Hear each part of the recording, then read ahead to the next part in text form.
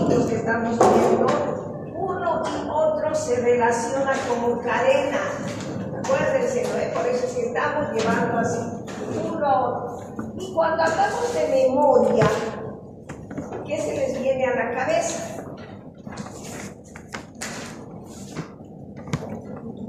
En donde guardamos información, hay un flash por ahí en el público, ¿no ven? La memoria es eso, es donde guardamos información. Como quien dice también, si siguen ahí el texto, es el caudal de los recuerdos, dice, ¿verdad? ¿Sí o no? Entonces, nuestra memoria es parte muy importante, como vamos a ir viendo. Igual, físicamente, fisiológicamente, tenemos que estar bien para que nuestra memoria pueda guardar bien la información. La memoria es igual de un proceso que está, digamos, entre el recuerdo y el olvido. Y así cortito se define como el caudal de los recuerdos, el almacenamiento donde guardamos nosotros toda la información que tenemos. Pero este proceso de guardar información está regulada, está condicionada por tres funciones o capacidades. La de fijación, la de conservación y la de evocación. Esas tres capacidades en el libro, en cualquiera de lo que tengan, vayan subrayando ustedes. El concepto que es el caudal de los recuerdos. Y las tres capacidades o las tres funciones o los tres sectores que la condicionan son la fijación, lo que yo fijo algo, la conservación, cuando guardo acá en la memoria, y la capacidad de evocación, cuando lo recuerdo. Sí o sí, digamos, estas tres funciones, capacidades o sectores tienen que estar bien.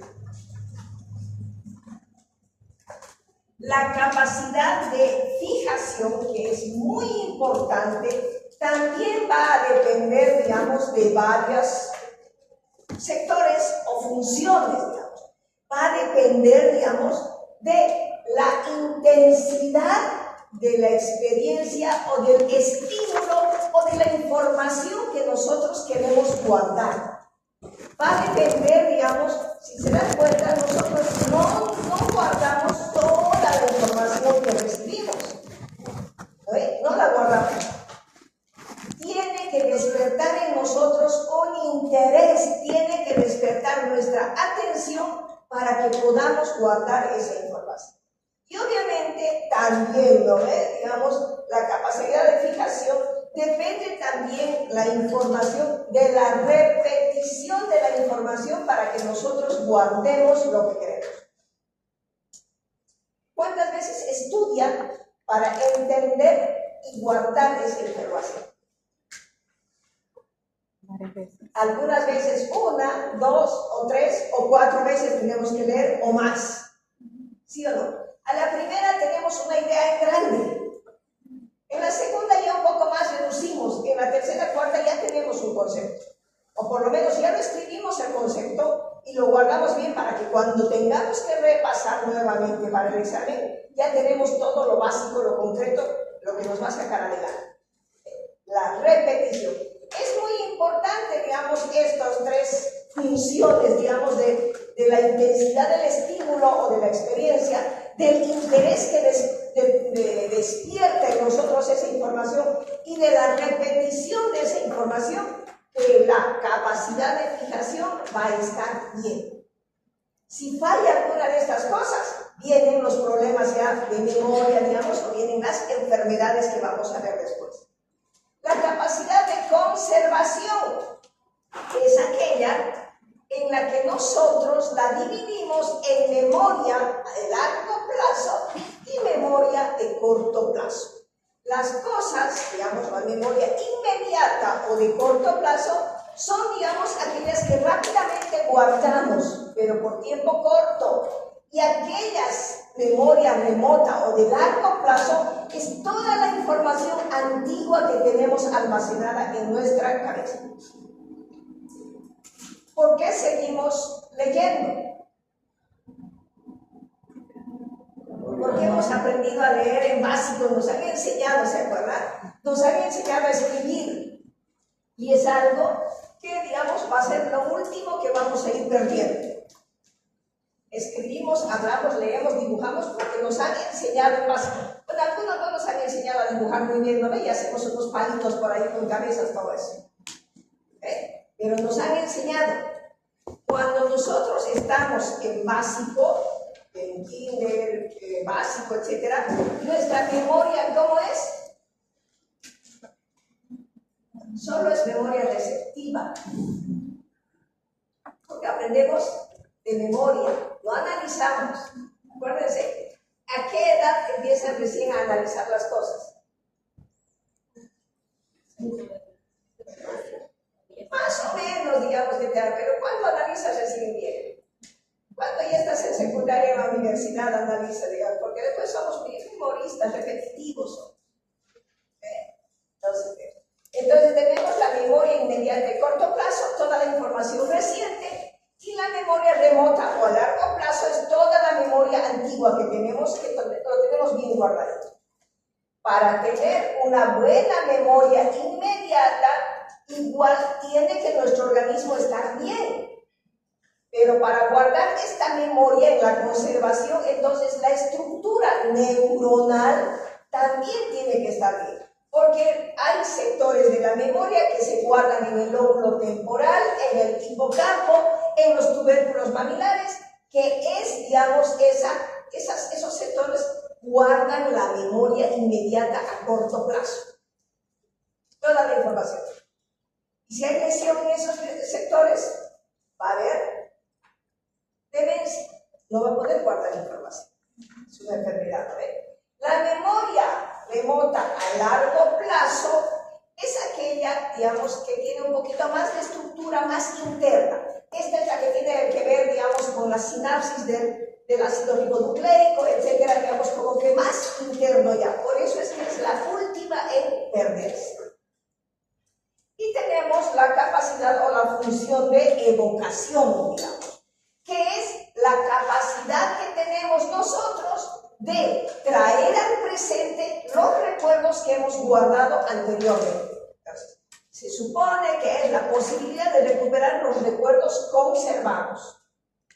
Esta capacidad de evocación puede ser espontánea. A veces recordamos de pronto, ¿y qué pasó? ¿No? Recordamos un evento traumático con otra situación, lo podemos, digamos, relacionar. O cuando estamos muy relajaditos también, digamos, hay una forma, digamos, de inducir, digamos, la capacidad mental, memorística involuntaria, o también, digamos, cuando se recuerda o se extraen estos recuerdos mediante la hipnosis por algún interés de alguna persona. Podemos hacer. Entonces, la capacidad que nosotros tenemos de traer al presente la información guardada anteriormente. Entonces tenemos que la memoria es cortito, el caudal de los recuerdos. Para que la memoria esté bien, tiene que estar, digamos, funcionando bien la parte fisiológica, neurológica, no solo de la cabeza, de todo el cuerpo, ¿no? Y tenemos, digamos, tres condiciones o tres funciones por las que, digamos, la memoria se autorregula: la capacidad de fijación, cuando guardamos el informe, la información; la capacidad de conservación, cuando guardamos; y la capacidad de evocación, cuando traemos al presente las cosas. Y para ambas cosas tiene que estar la estructura neuroanatómica bien para que podamos guardar y traer al presente la información.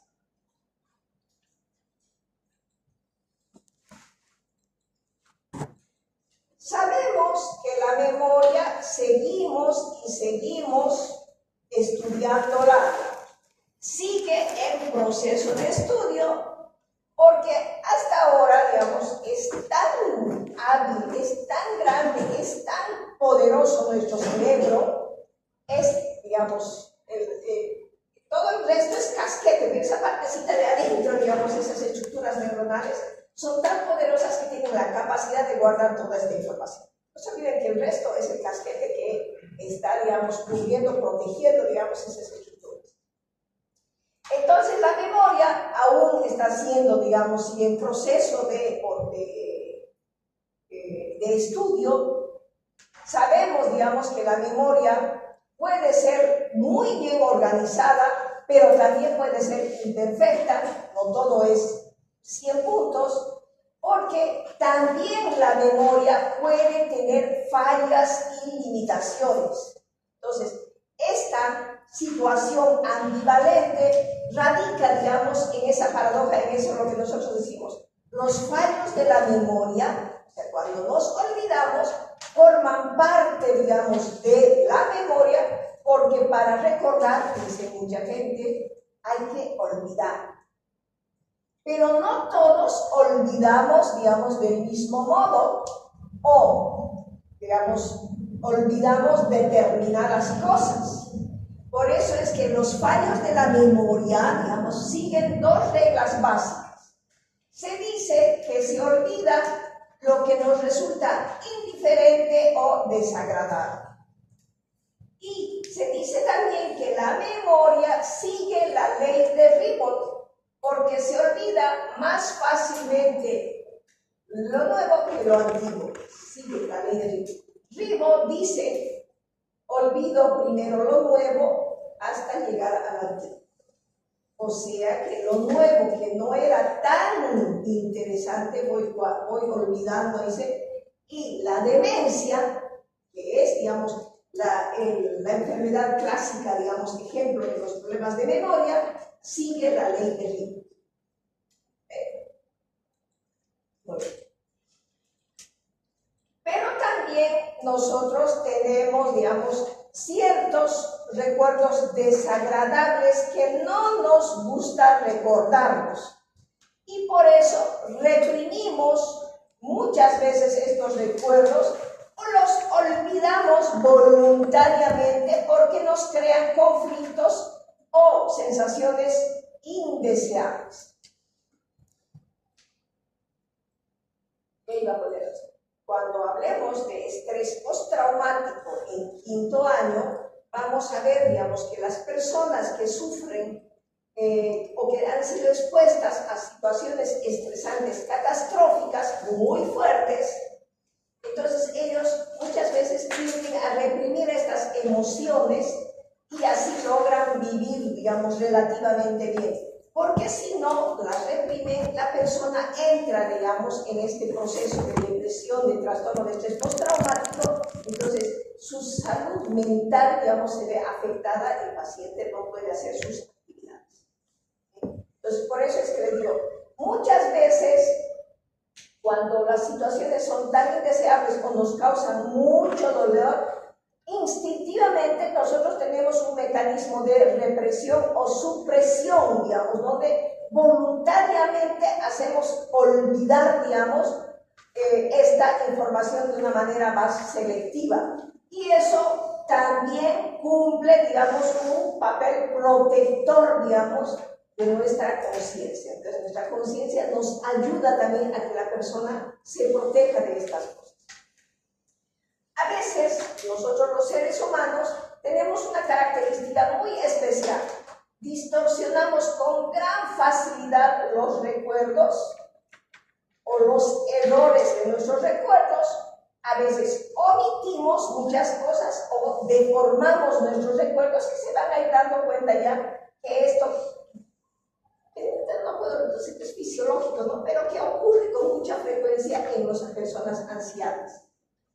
Van a ver que hay cosas que recuerdan muy bien y otras cosas que no. Entonces también, digamos, esta memoria de la capacidad de cómo vamos a recordar las cosas está influida, digamos, por nuestro estado de ánimo.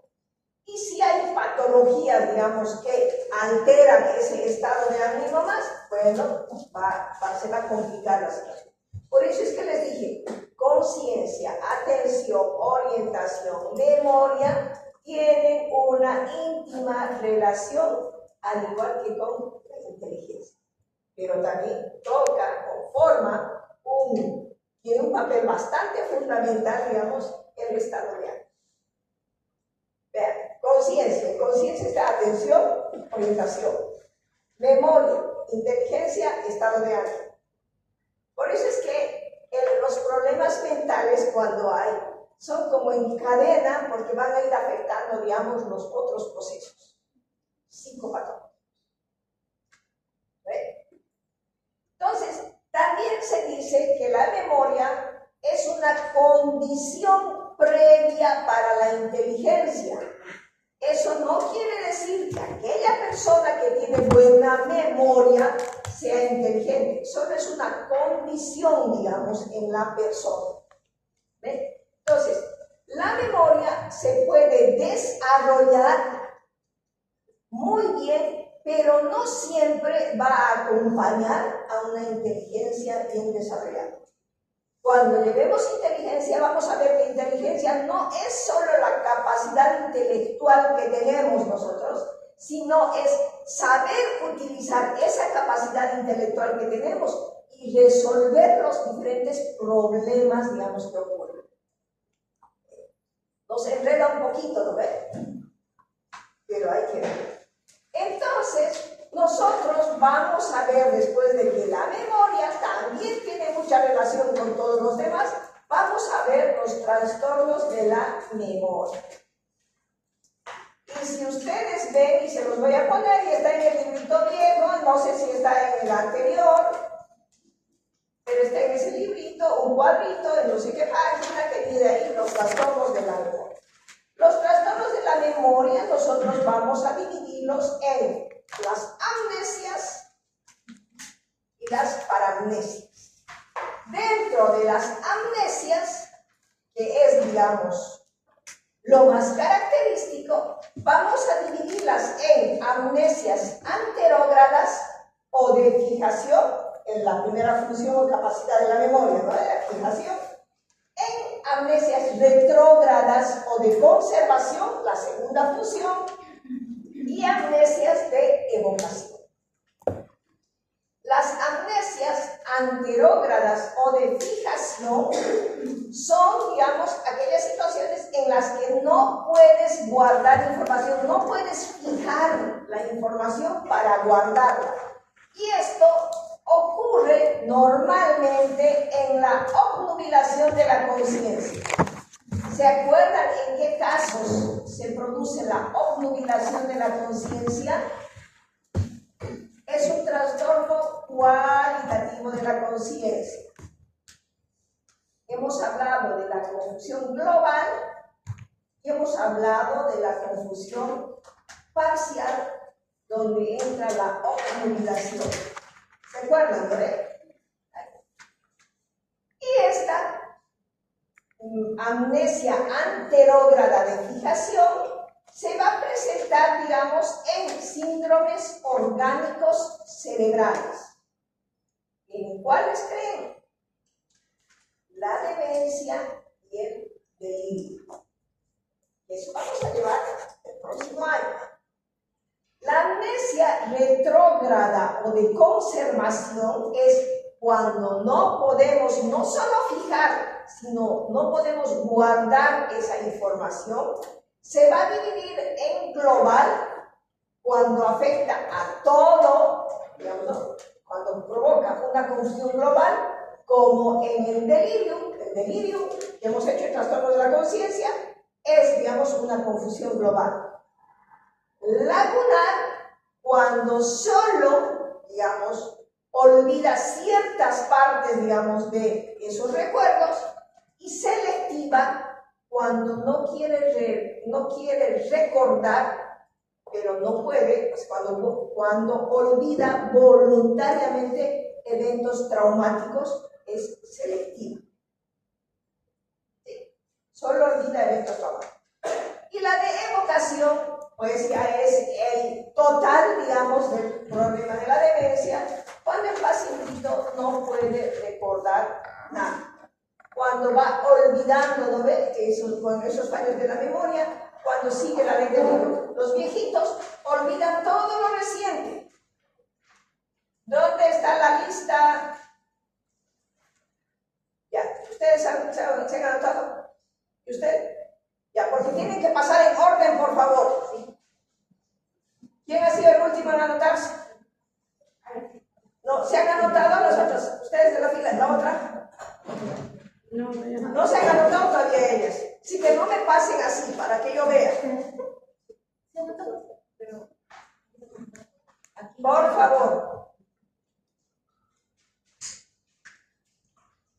Entonces, en la evocación, en la amnesia de evocación, es cuando estamos viendo el paciente adulto mayor que va olvidando las cosas recientes. Si tienen abuelitos, van a ver, digamos, que se olvidaron que desayunaron, o se olvidaron primero dónde pusieron las llaves, sus lentes, etc., ¿no?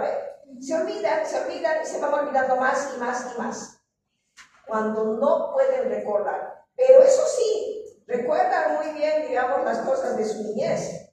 Recuerdan dónde vivían. Por eso es que los viejitos quieren irse, llévenme a mi casa, dicen, a la casa de sus papás. Llaman a sus papás, digamos, para irse a su casa. De evocación. Nosotros tenemos que ir viendo, digamos, que eso se va complicando y así. Luego tenemos las hipernesias y las paramnesias. Entonces, los trastornos de la memoria se dividen en amnesias, que es la dificultad, digamos, para recordar, las hipernesias y las paramnesias. Las hipernesias son cuando hay, digamos, una alteración cualitativa, como que, digamos, hubiera un aumento, digamos, en la calidad de la memoria, y se llama hipernesia. Las pseudo-hipernesias, digamos, son como que esos falsos, porque pseudo es falso, ¿no? Falsa memoria o falsa intelectualidad, ¿no? Cuando aquellos pacientes, cuando decimos pacientes con retraso mental, que tienen la capacidad, digamos, para aprenderse capitales de países, las banderas, o sea, los colores de las banderas, etc., pero solo tienen ese tipo de memoria. O también se puede presentar las pseudohipernesias en, digamos, los pacientes con trastorno bipolar, que aparentemente estarían, digamos, con un mayor auge, digamos, de la memoria.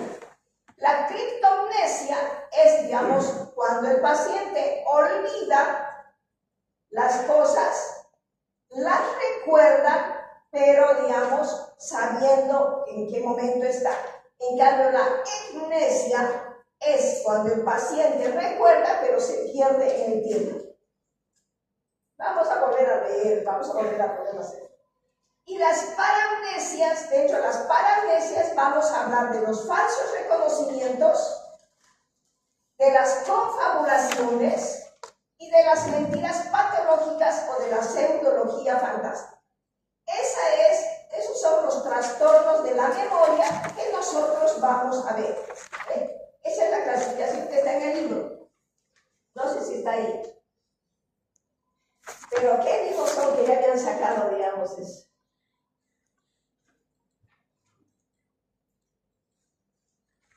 Ahí vamos a ir desarrollando. Las amnesias es la disminución o el déficit de la memoria hasta el olvido completo, que puede afectar, digamos, tanto el proceso de fijación, de conservación y de evocación, que es la demencia, ¿no? La amnesia de fijación o anterógrada es la pérdida de la memoria reciente, y este es un síntoma principal de los síndromes orgánicos cerebrales conocidos como demencia. En la demencia se pierden los recuerdos relativos a hechos que ocurren tras la acción, digamos, del factor o de la causa, digamos, que inició, digamos, la amnesia. Esto también, la amnesia de fijación o anterógrada, es también un síntoma principal del síndrome de Korsakoff o síndrome amnésico en los pacientes alcohólicos. Esto ocurre porque hay lesiones bilaterales a nivel, digamos, del circuito hipocampo mamilo singular. Y estas lesiones se provocan secundariamente al consumo de alcohol crónico o avanzado, pero también se puede presentar, digamos, en pacientes que tienen tumores localizados en el diencéfalo o en el lóbulo frontal. A esta amnesia de fijación puede acompañarle también estados de obnubilación de la conciencia en grados leves. Luego tenemos a la amnesia retrógrada o de conservación. ¿Se acuerdan, no ven? Esto va a ocasionar, digamos, pérdida de los recuerdos que ya había tenido guardados el paciente. Entonces, se van a perder los recuerdos que ya habían ocurrido anteriormente y esto va a causar, digamos, la amnesia.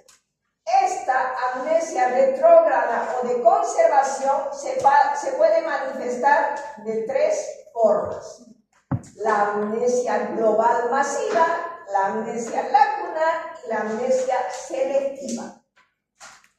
Cuando hay amnesia global o masiva es, digamos, cuando se pierden los recuerdos de todo el pasado del individuo, por eso es global masiva, ¿no ven?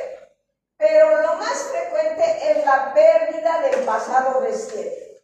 Este trastorno suele presentarse de una manera súbita, con desorientación alopsíquica, y a veces puede, digamos, presentarse también hemiparesias.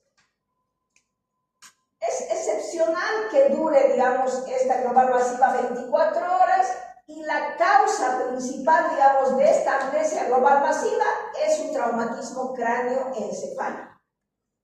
Una vez que se resuelve este problema, el paciente vuelve a recuperar en totalidad, digamos, su memoria. A veces, digamos, queda una amnesia residual, pero es muy poquita, entonces se presenta en los pacientes. En otras ocasiones, esta amnesia global masiva va a presentar, digamos, un curso lento y gradual, y esto puede avanzar más hasta los recuerdos más antiguos. Y esto es efectivamente por daño cerebral producido por la arteriosclerosis o por el abuso de alcohol, digamos, que son condicionantes de la demencia. Y ya cuando se presenta así, la demencia es irreversible. Hay que tomar en cuenta, ¿entienden? Por eso es que los pacientes alcohólicos tienden a sufrir demencia a más temprana edad.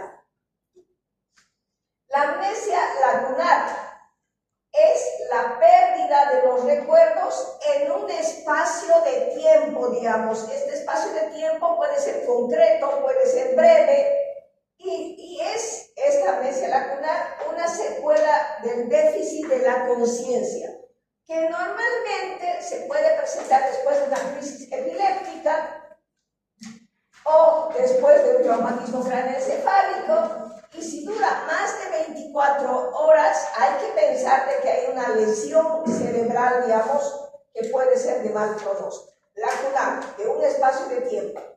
Y la amnesia selectiva es la pérdida de los recuerdos acerca de un hecho concreto significativo del pasado del individuo que le genera mucho dolor, donde la persona no desea recordar ninguna información, digamos, porque le causa mucho dolor, digamos, y le causa, una sensación desagradable. También conocida esta amnesia selectiva como amnesia psicógena.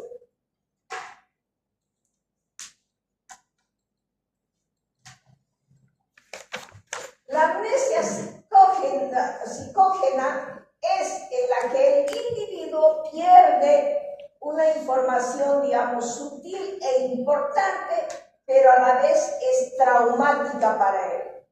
Aquí, digamos, no van a intervenir agentes, digamos, que pueden causar daños cerebrales. Esta amnesia psicógena normalmente es desencadenada por problemas psicosociales. Por lo general se caracterizan por ser localizadas o generalizadas. La localizada porque el paciente pierde, o sea, hay un periodo de tiempo, pero también puede, o sea, que donde va a haber esta, digamos, pérdida de la memoria. También puede ser psicógena cuando el paciente olvida, digamos, todo su pasado, incluyendo su identidad. Esta amnesia psicógena generalizada más o menos se puede presentar en pacientes que tienen trastorno de simulación, en trastorno, digamos, que vamos a ir viendo nosotros, y en los mentirosos patológicos. La simulación es un trastorno, digamos, que se presenta frecuentemente, digamos, en pacientes, aparte de los epilépticos, en pacientes histriónicos, histéricos. Se puede presentar, tanto en hombres como en mujeres. Más frecuente en mujeres, pero se puede presentar. Después tenemos la amnesia de evocación, conocida también como afasia amnésica, que está caracterizada por el empobrecimiento del lenguaje y la incapacidad para nombrar objetos conocidos. Amnesia de evocación o afasia amnésica. La afasia es un síntoma muy importante de la demencia también.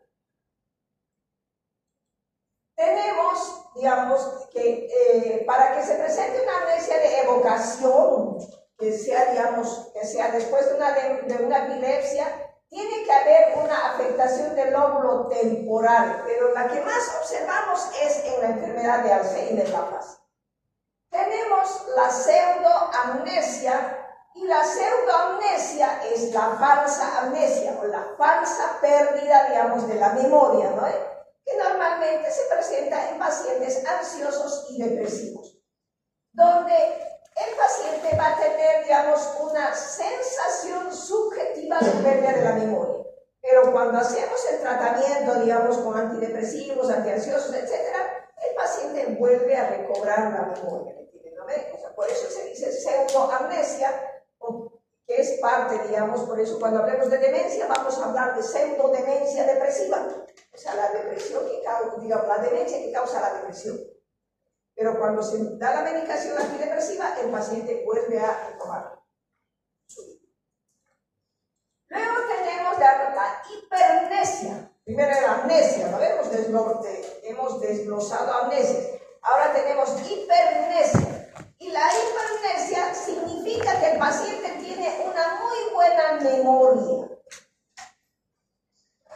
Y esta hipermnesia no es, digamos, patológica.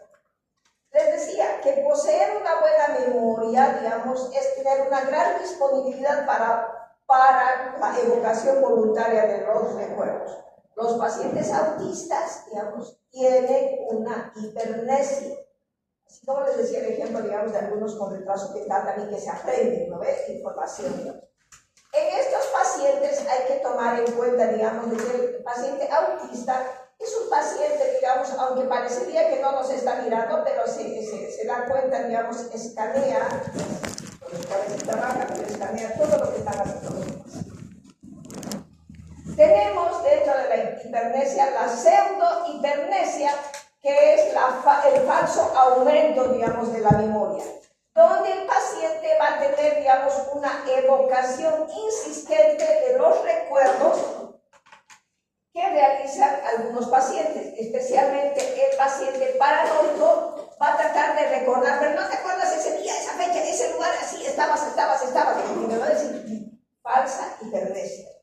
Pero hay pacientes que cuando ya vean, van a ver, digamos, ese tipo de. En la pseudo-hipermnesia, la motivación del paciente es que se siente amenazado y siente que está rodeado de mucha maldad, de mucha hostilidad. Entonces, para defenderse, en consecuencia, él va a tratar de demostrarse, digamos, a sí mismo y a los demás que es víctima y que, digamos, acumula y se acuerda muchos detalles del pasado para poder argumentar mejor lo que está diciendo. El paranoico es así. Te argumenta, pero con tal precisión, tantas cosas, que muchas veces te hace dudar. Y uno dice, ¿realmente ha pasado? Pero pasa. Luego tenemos la criptomnesia. ¿Se acuerdan que les dije? Es recordar, pero sabiendo el tiempo, les dije, ¿no? Entonces, consiste en recordar muy vivamente, con mucho detalle, con gran minuciosidad, digamos, los recuerdos de una época de la vida, pero conservando la orientación en el momento presente. Fisiológicamente, esto se presenta, digamos, en las mujeres que han sufrido, digamos, infidelidad de sus parejas y han perdonado la infidelidad. Se van a dar cuenta de que cuando alguna cosita pasa, ella le hace recuerdo con detalles, ya se están viendo algunos, pero con detalles de lo que pasó en ese momento, y así hayan pasado 5, 10, 15, 20 años. Con detalles recuerdan, como si fuera ese mismo día. ¿Sí o no? A ver. Digo en mujeres porque se presenta bastante, también se presenta en los varones. Por eso he dicho, cuando les han sido infiel, han perdonado. Eso quiere decir que han seguido con la relación, ¿no? Y hay ese recuerdo. Pero también se puede presentar, digamos, patológicamente en estados disociativos de la conciencia, en estados crepusculares histéricos, en pacientes epilépticos, en pacientes con problemas hipnóticos y en el trastorno bipolar cuando hay una descompensación maníaca. Criptomnesia. Normalmente, o sea, que no esté enferma en una persona que ha perdonado y ha seguido bien. Y luego tenemos la ecmnesia, que consiste, digamos, en la evocación de los recuerdos, igual que la criptomnesia, evoca los recuerdos del pasado, ¿no? Solo que sabiendo, digamos, la fecha, está, digamos, perdiendo la orientación en el presente. Es decir, como ahí está escrito, mientras en la criptomnesia se recuerda el pasado desde el presente, en la ecmnesia el paciente cree estar en el pasado de manera que tiene la impresión de vivir como si fuera actual, digamos, esa experiencia anterior. Entonces, cuando revive esta experiencia, es como si estuvieran pasando lo mismo que pasó en esa situación. ¿Te das cuenta, no? Esto, la ecmnesia, está relacionada con la patología de la percepción y se dice que presentaría alucinaciones y alteraciones del pensamiento delirios. Eso quiere decir que ya va ahí, digamos, comprometido con otras alteraciones más. A este tipo de ecmnesia se la denomina como delirio ecnésico, que es la sensación de revivir algún recuerdo auténtico como si se constituyera en una situación presente, digamos, en el contexto mental delirante alucinatorio. ¿Me entienden? Eso ya va a otra patología mucho más fuerte. Cuando ya hablamos de experiencias mentales delirantes alucinatorias, ya estamos hablando que el paciente se está psicotizando. O sea, que se está yendo hacia el lado de la esquizofrenia. Luego tenemos el tercer grupo, las paramnesias. Las paramnesias consisten en mezclar recuerdos deficitarios con distorsiones o errores graves de la rememoración de los mismos. Las paramnesias son relacionadas, digamos, o conocidas como el déjà vu, déjà vécu y déjà entendu, o sea, ya visto, ya vivido y escuchado.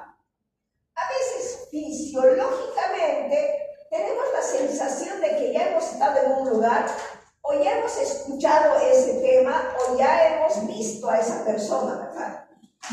Pero pasa momentáneamente, que nos puede pasar. Después damos un sacudón y decimos, no, si yo nunca he venido acá, ¿cómo voy a saber que esto había acá? ¿Entienden, no? paramnesias vamos a ver, digamos, los falsos reconocimientos que se refieren a identificar de una manera errónea a otras personas o tratar a la persona como conocida, aunque sea la primera vez que lo está viendo. Los falsos reconocimientos fisiológicamente es característica de los pacientitos mayores. Las paramnesias, tenemos tres tipos de paramnesias. Los falsos reconocimientos, las confabulaciones y la mentira patológica. En los falsos reconocimientos es cuando la persona identifica erróneamente a una persona conocida cuando es la primera vez que la ve. O bien puede ser identificar un objeto u otra cosa, que cuando dice que ya he visto esto antes, cuando en realidad se trata del mismo objeto que está, digamos, conociendo por primera vez. También vamos a ver que dentro del falso reconocimiento se puede presentar el fenómeno de reduplicación o paramnesia reduplicativa, cuando ve, digamos, que dos veces la misma situación. Las confabulaciones son recuerdos engañosos o falsificaciones, digamos, del recuerdo que aparecen normalmente en estado de lucidez de la conciencia, que se relaciona a la amnesia orgánica y que el paciente, digamos, no mantiene mucho tiempo, digamos, esta confabulación. Se van a recordar, digamos, sus abuelitos muchas veces cuando olvidan algo tratan de rellenar ese espacio que se han olvidado con alguna anécdota, alguna cosa y les cuentan otra cosa. ¿Entienden? Las confabulaciones, digamos, presentes, digamos, en los pacientes. Y tenemos la mentira patológica. La mentira patológica es, digamos, propia del autor, digamos, de la mentira patológica. Es cuando el paciente, la persona, se cree ella misma lo que está mintiendo. Es normal, digamos, que las personas mientan con frecuencia. Eso no es una mentira patológica. Son invenciones falsas, digamos, para demostrar valor, capacidad, hombría ante los demás. El mentiroso patológico tiene la capacidad de inventarse, de creerse su invento y de vivir bajo ese invento. Por eso es que hay muchos fraudes también. ¿Cómo convence una persona para que el otro invierta? ¿Se acuerdan del caso de las loritas? De los departamentos que han vendido acá en Cochabamba, todo, y que al final no han hecho y se ha hecho un gran lío porque la gente pagó por departamentos y han perdido mucha gente su plata, están en problemas legales. Cuando hace unos 2, 3 meses no ve a las personas estas, los agarraron y estaban en el entretecho de su casa ocultos. ¿No? Pero así. Han tenido la capacidad, escuchen, han tenido la capacidad, digamos, de mentir a tal grado de que han convencido a muchas personas para que inviertan y pongan dinero ahí. Y dice que no saben dónde está el dinero. ¿Qué han hecho esos? Son 5, digamos. ¿Qué han hecho el dinero? Tampoco es que estaban, digamos, viviendo como reyes, nada. Pero ¿qué han hecho el dinero? La pseudología fantástica es cuando el paciente elabora invenciones muy complicadas y fantásticas para conquistar, digamos, la estima de los demás. En la pseudología fantástica, que es la mentira patológica más grave, es frecuente ya que la ley intervenga, porque el paciente ansía, vive, digamos, de fascinar a los demás y puede incurrir en estafas, suplantaciones y fraudes.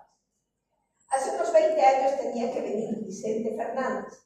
Y un gran productor acá en Santa Cruz, que se supone que estaba haciendo traer, era el hijo de ese gran productor. Ya vendieron entradas y todas esas cosas. Y alguien, usted sabe, siempre le faltan unas 2 semanas, creo, para que llegue Vicente Fernández. Y siempre hay los reporteros, ¿no? Dice que va a ir a Bolivia, a Santa Cruz, que ya se ha venido a Santa Cruz. ¿Cómo? No vino. El papá, un empresario serio, el hijo es el que hizo esto. El papá, un empresario serio, asumió toda la responsabilidad, devolvió todas las cosas, etc. Y para que no se lo lleven a su hijo a la cárcel, lo metió, digamos, en un psiquiatra. Debería haberlo hecho más antes, porque ya ese chico había hecho muchas cosas así. ¿Me entiende? ¿No ve? Entonces ya debería, porque él decía, yo no sé, y el papá decía, no sé, este tiene la capacidad de mentir y él mismo se cree sus mentiras. Y ya estaba dando el diagnóstico. ¿Por qué no lo detuvo más antes para que pueda, digamos? Sí lo metió, estuvo como 1 mes, 2 meses ahí.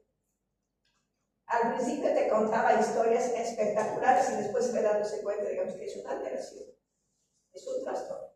Pero eso no le exime, digamos, de que vaya a la policía, porque ese nunca, en ningún momento ha perdido la conciencia. La capacidad de discernir está ahí, ¿me entienden? No ha perdido. Pero lo metió, fue, digamos, la forma de ayudarlo y ya después lo ha sacado. Entonces, la pseudología fantástica, la mentira patológica y lo más alto, la pseudología fantástica, es propia de las personalidades que necesitan estimación. O sea, frecuenten los pacientes histriónicos. Y con eso nosotros terminamos memoria, lo más fácil, memoria. Todo lo que estamos haciendo ahorita, conciencia, memoria, atención, orientación, inteligencia, hasta afectividad, es lo más bonito. Alucinaciones, pues la senso-percepción, el pensamiento, y lo último que es voluntad, motivación y voluntad es lo que. Todavía afectividad también es bonito para leerlo, como digamos la mímica y la motórica también es bonito para leer, pero lo otro es feo. Es feo hasta entenderlo, digamos. Muy bien. Preguntas. Ya tenemos examen, me han pasado, ¿no? Me han pasado en el grupo.